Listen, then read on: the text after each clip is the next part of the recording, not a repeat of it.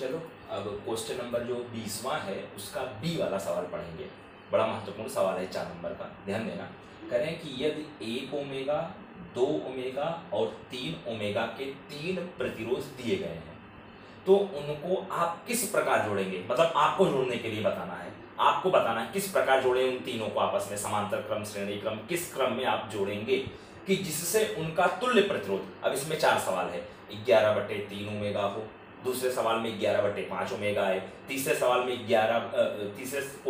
6 omega है, चौथे में 6/11 ओमेगा है। इस तरह से 4 सवाल हैं।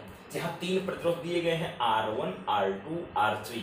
R1 का मान 1 ओमेगा, R2 का मान 2 ओमेगा, R3 का मान 3 ओमेगा। ठीक है, तो यहाँ पर देखना ध्यान से, इनका तुल्य प्रतिरोध 11/3 ओमेगा होना चाहिए, 11/5 ओमेगा होना चाहिए, 6 ओमेगा होना चाहिए, 6/11 ओमेगा होना चाहिए। अगर अपने 6 ओमेगा वाले पे चर्चा करें तो 6 ओमेगा वाले पे चर्चा करने के मतलब अगर इन तीनों को आपस में जोड़ लें, 3 2 5 1 6, जिसका मतलब टोटल 6 ओमेगा आएगा। तो इसका मतलब तीनों अगर साफ साफ जोड़ रहे हैं, R बराबर R1 plus R2 plus R3, इसका मतलब तीनों प्रतिरोध अगर श्रेणी क्रम में हो तो उनका तुल्य प्रतिरोध 6 ओमेगा होगा। इस तरह से आपको हर एक सवाल चेक करना है। इन्हीं प्रतिरोधों को, किन्हीं दो को समांतर क्रम में, उसके साथ श्रेणी क्रम में जोड़कर, या तीनों को समांतर क्रम में, या तो तीनों को श्रेणी क्रम में, इस तरह से अपने को चेक करना है। तो जो पहला है 11/3 ओमेगा, वो कैसे आएगा, ध्यान देना। यदि R1 और R2 को हम समांतर क्रम में जोड़ दें और उसके साथ R3 हम श्रेणी क्रम में ले लें, यहां देखना आकृति में R1 R2 ऊपर नीचे जुड़ा है, समांतर क्रम है, उसके साथ R3 किस क्रम में है, बगल में जुड़ा है, श्रेणी क्रम में है।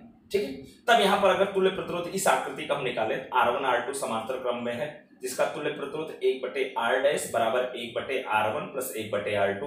तो 1/R1 का मान देखो आपका क्या है, 1/1 प्लस 1/R2 का मान 2 है, 1/2। अब यहां पर देखना हर समान नहीं, तिरछा गुणा कर लेंगे तो 2 एकम 2 प्लस 1 एकम 1/2 एकम 2 आपका हो जाएगा। 1/R' बराबर 2 प्लस 1/2 हो गया, जोड़ने पर 3/2, उल्टा करके लिखेंगे तो R' बराबर 2/3 ओमेगा।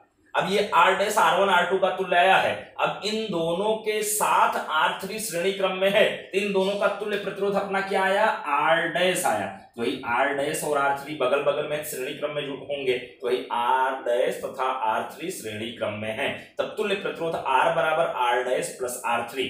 तो R' का मान 2/3 धन R3 का मान 3। अब तिरछा गुणा कर लेंगे, हर समान नहीं है, तो यहाँ 3 3 9, तो 2 प्लस 9/3, जोड़ने पर कितना आएगा, 11/3 ओमेगा। तो जो पहला था 11/3 ओमेगा, तो यहाँ पहला आंसर 11/3 ओमेगा आया। इसका मतलब 11/3 ओमेगा कब आएगा, जब R1 और R2 को समांतर क्रम में जोड़कर उसके साथ R3 हम किस क्रम में जोड़े, श्रेणी क्रम में जोड़े, तो आपका 11/3 ओमेगा आएगा। ठीक है, अब दूसरा आंसर आपको 11/5 ओमेगा लाना है। तो 11/5 ओमेगा कब कैसे आएगा, जब R2 और R3 को समांतर क्रम में जोड़ दें। यहाँ R1 R2 को समांतर क्रम में जोड़ा गया था, यहाँ अब R2 R3 को समांतर क्रम में जोड़कर उसके साथ R1 श्रेणी क्रम में जोड़ दें।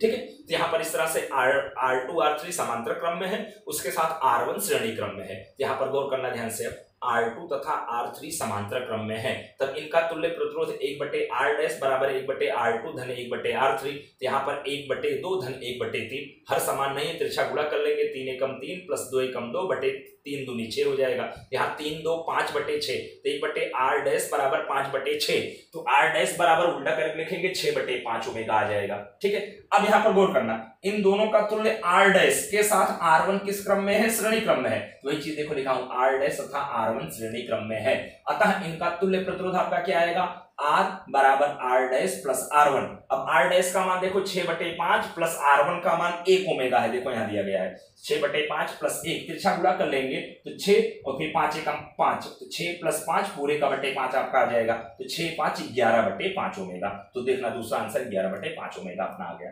अब हमको तीसरा 6 ओमेगा और चौथा 6/11 ओमेगा लाना है। तो यहाँ तीसरा 6 ओमेगा साफ साफ क्लियर है, तीनों को अगर साफ साफ हम जोड़ेंगे तो 6 ओमेगा हो जाएगा। तो तीनों जुड़ेगा कब, जब तीनों श्रेणी क्रम में हो तब। तो वही R1 R2 तथा R3 श्रेणी क्रम में हो, तो R1 R2 R3 इस तरह से बगल में जोड़ दिया, देखना श्रेणी क्रम हो गया। तो श्रेणी क्रम का तुल्य प्रतिरोध R बराबर R1 plus R2 plus R3 होता है। R1 का मान 1, R2 का मान 2, R3 का मान 3, यहाँ जोड़ने पर 6 ओमेगा। तो 6 ओमेगा कब होगा, जब तीनों प्रतिरोध श्रेणी क्रम में होंगे। अब है जो चौथा है 6/11 ओमेगा लाना है। 6/11 कब होगा, जब तीनों प्रतिरोध समांतर क्रम में हो। R1 R2 तथा R3। तो देखना R1 R2 R3 इस तरह से समांतर क्रम में जोड़ दिया हूं। तो समांतर क्रम का सूत्र क्या होता है, 1/r बराबर 1/r1 धन 1/r2 धन 1/r3।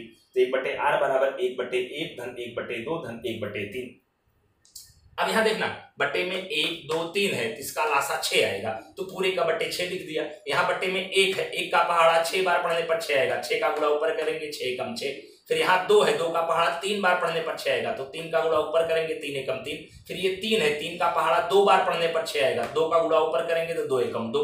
इसका मतलब क्या हो गया, ऊपर 6 + 3 + 2 पूरे का बट्टे 6। तो जोड़ेंगे 6 3 9 2 11/6। 1/r बराबर 11/6, तो उल्टा करके लिखेंगे तो r बराबर 6/11 ओमेगा। इस तरह से 6/11 ओमेगा कब आएगा, जब तीनों प्रतिरोध किस क्रम में हो, समांतर क्रम में हो।